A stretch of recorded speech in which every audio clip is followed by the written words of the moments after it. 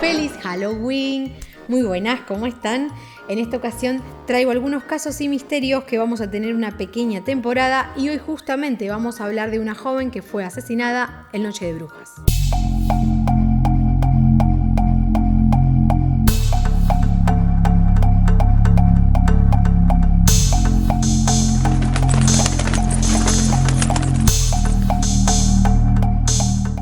Para comenzar, esto se dio en el barrio de Bellhaven en Greenwich, Connecticut, Estados Unidos. Uno de los barrios más majestuosos y seguros de familias ricas con éxito, un barrio de élite para la sociedad norteamericana. La familia Moxley, gracias a David Moxley, padre de Martha, era un ejecutivo de renombre en la industria energética.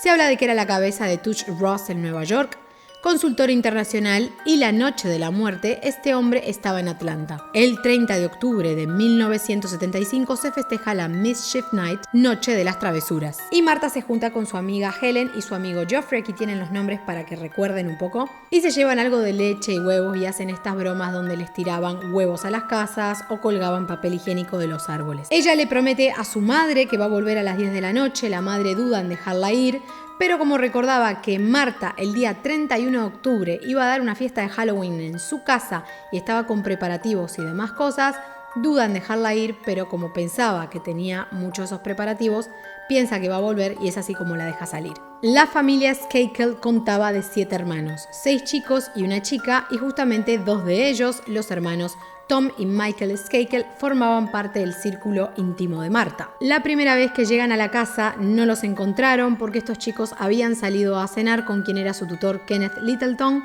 un hombre que había contratado a su padre para ayudarlos con los estudios. Este hombre justamente había sido contratado un día antes. Es así que se van por ahí a tomar un helado y regresan a la casa de los Skakel a las 21:10 de la noche, donde permanecen alrededor de unos 20 minutos. La familia Skakel era rica gracias a la fundación de una de las principales productoras de carbón, Great Lakes Carbon Corporation.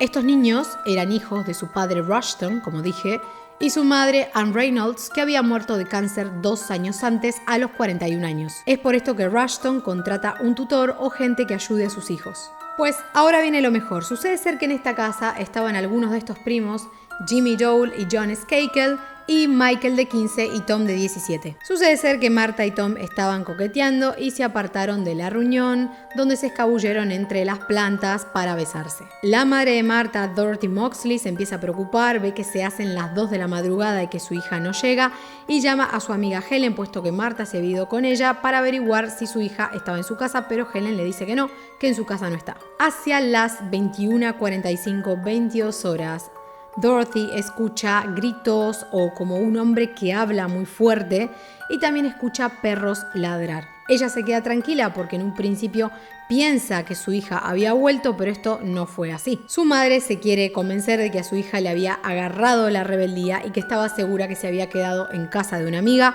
Decide esperarla sentada en la sala, en el living, y hasta incluso se queda tranquila cuando entra alguien por la puerta, pero ve que es el hermano de Martha, John, y le causa gracia ver que su hijo mayor llega primero y que su hija menor aún no está en casa. Dorothy se queda en el living sentada a esperar a su hija y se queda dormida, dándose cuenta que para el amanecer, cuando revisa el cuarto, la cama estaba perfectamente hecha y que Martha no había vuelto.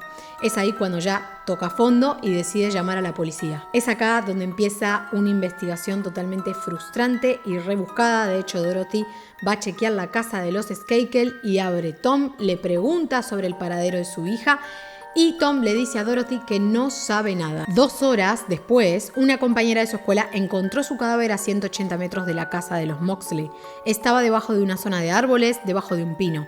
Completamente fácil de encontrar. El escenario se desata en que ve a Martha con su ropa interior y sus pantalones a la altura de los tobillos, la cara contra el suelo con un gran charco de sangre, su pelo rubio enmarañado y con lo que parecía golpes brutales en la cabeza. En su mocasín izquierdo se pudo leer la palabra escrita Tom. Al momento de la pericia, esta revela que Martha no fue abusada. Las marcas que se encontraron establecieron que fue atacada por sorpresa. Cerca del cuerpo había pedazos de un hierro de golf número 6, pero lo que no estaba era el palo, el elemento fundamental donde el agresor debería haber dejado sus huellas.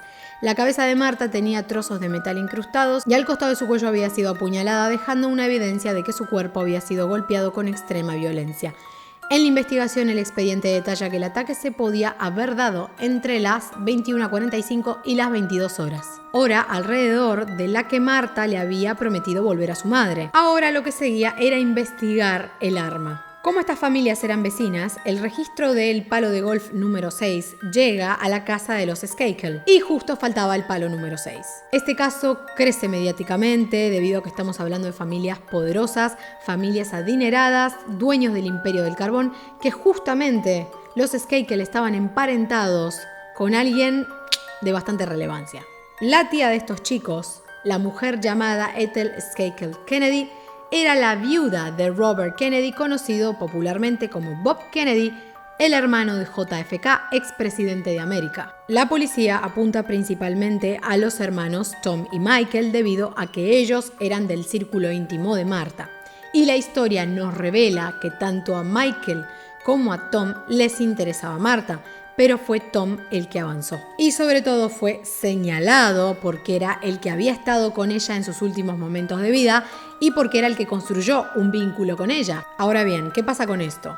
La historia nos cuenta que hubo muchas ocasiones en toda la historia de la familia Kennedy que los Skakel habían salvado a los Kennedy de entrar en quiebra o de salvarlos en algunas crisis financieras o problemas en general. Y como dicen algunos, si querés leer algún libro de tragedias familiares y cosas así, comprate un libro de los Kennedy. El padre de estos chicos, Rushton, es como que comienza a entorpecer la investigación o a ponerle trabas a la policía para que justamente haga todo mal, o al menos eso se dijo durante el resto de los años. Y por cierto, si has llegado hasta acá, si te gustan este estilo de historias, por favor no olvides suscribirte a mi canal y activar la campanita de notificaciones para que recibas un nuevo video. Nosotros habíamos llegado hasta la parte número 6, al momento de que encuentran el hierro del palo de golf.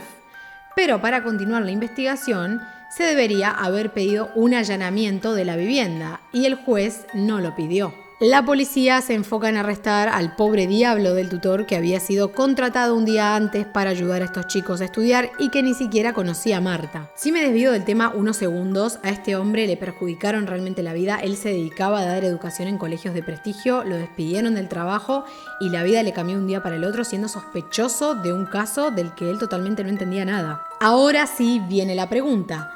¿Qué se había quedado haciendo Michael mientras Tom se fue a chapar con Marta? Las primeras declaraciones dicen que él se había subido al auto del padre para escuchar música, declara que le gustaba Marta, pero que no hizo nada y que se queda en casa de un primo viendo una novela. Ahora viene la declaración de Tom. Tom declara que hacia las 20:40, en el mismo auto que dice Michael que era del padre, fueron a dejar a una amiga que tenía que llegar a casa a las 9. Tom se sienta en la parte de atrás del auto a escuchar música con Marta y con sus amigos, y que algunos de estos primos se acercan al auto y le dicen que tienen que llevárselo, puesto que tienen que llevar a un tal Jimmy, que era el primo este, a ver un programa que se emitía a las 22 horas. Entre estos primos que piden el auto, también viene Michael con ellos y pide por favor, le dice a Marta si quiere irse con él. Marta le dice que no porque tiene que llegar a su casa a las 10 de la noche. Es así que se llevan los vehículos y los amigos de Marta, Tom y Marta, quedan a pie.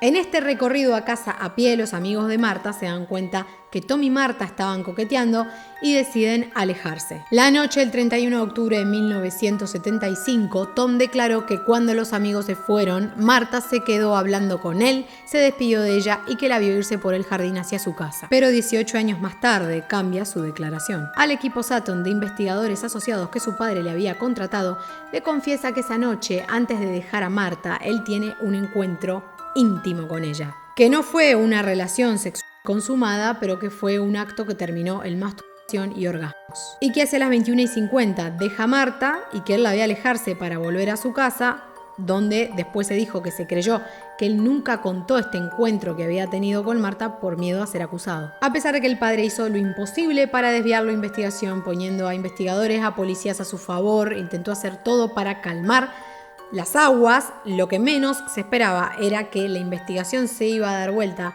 y en vez de apuntar a Tom, las fichas apuntaron directamente a Michael, que había declarado estar viendo una novela en ese momento. Cuando Michael vuelve a declarar frente al informe de investigación, él confiesa que luego de haber estado en casa de su primo no volvió a su casa, sino que se fue a casa de Marta entre las 11:30 y las 12:30 de la noche, que se trepó por un árbol para ver la habitación de Marta desde la ventana y que se masturbó. En las emociones de los dos se comienza a pensar que fue justamente Michael el que pudo haber atacado a Marta por sentir estos celos e ira de que ella había elegido a su hermano. El padre, no contento con toda esta parte de la investigación, se harta y envía a su hijo a una institución para chicos con problemas, para chicos ricos con problemas, la Elan School en Portland, Maine, donde a dos de sus compañeros les confiesa dos cosas diferentes. A uno de ellos, al primero, les dice que él había agarrado el palo de golf, que recuerda haber corrido por el bosque hacia Marta, pero que de repente tenía como una pérdida de memoria, una confusión, donde en síntesis no recordaba si lo había hecho o no. Sin embargo, al otro le fue totalmente claro y le dijo que él sí le había reventado el cráneo a Marta y que estaba seguro que no le iba a pasar nada porque él era un Kennedy. Esta investigación es reabierta en el año 91 precisamente, donde las pruebas de ADN ya eran utilizadas. Existió un hombre muy famoso llamado Mark Fuhrman, que conecta con este caso gracias a Dominic Dunne, que trabajaba en la revista Vanity Fair. Se sintió muy conmovido porque también había tenido una hija que había muerto un 30 de octubre. Dunne, en contacto con Mark Fuhrman, publicó un libro en 1998 titulado Asesinato en Greenwich, donde expone su teoría de por qué él cree que Michael fue el culpable, explicando el ataque de celos que había sentido por Tom y que el palo de golf era un arrebato por la ira que sentía en ese momento, diciendo que un palo de golf no sería el ataque planeado por un asesino. Hacia 1998, con el caso reabierto, se pone a Michael Skakel como culpable, pero este fue arrestado en el 2000 con 40 años. Sus abogados establecen que había que culparlo en la corte juvenil debido a que cometió este asesinato cuando él era menor, cuando tenía 15 años, pero el juez rechaza la idea y establece que hay que juzgarlo en una corte de adultos. El motivo del crimen, o el móvil del crimen, establece el rechazo de Marta hacia él escogiendo a su hermano. Y una de las cosas que más lo complicaron fue su exmujer, que para ese momento decía que ella sufría muchos malos tratos, tanto físicos como mentales, que él tenía problemas con las drogas y con el alcohol. Michael Skakel fue sentenciado a 20 años de cárcel en el 2002 a la edad de los 41 años. Sin embargo, sin extenderme tanto, las cosas no tuvieron este final tan justo o medianamente justo como parece. En el 2013, luego de 11 años en prisión, los abogados de Michael expresaron que la defensa legal había sido injusta y que no habían tomado todas las pruebas ni testimonios exactos para culparlo. Y el juez dijo que había que liberarlo pagando una fianza de $1.200.000 y problema resuelto. Sin embargo, se abren juicios en la fiscalía donde se pide lo contrario y llegamos al 30 de octubre del año 2020, de los cuales había 51 testigos implicados y 17 de esos testigos estaban muertos, y el estado de Connecticut asegura que a esta altura el juicio, el crimen ya no se puede probar. Por ende deciden dejarlo libre caminando por las calles a sus 63 años. Pero bueno, este ha sido el caso del día de hoy.